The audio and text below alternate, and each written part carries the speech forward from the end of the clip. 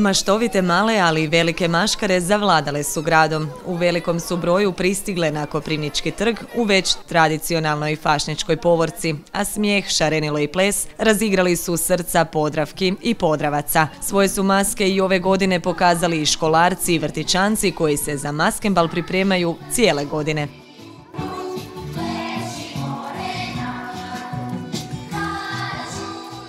Nisu izostale ni kreativne maske roditelja, braće, sestara, baka i djedova, koji su također na jedan dan odlučili biti u nekoj novoj ulozi.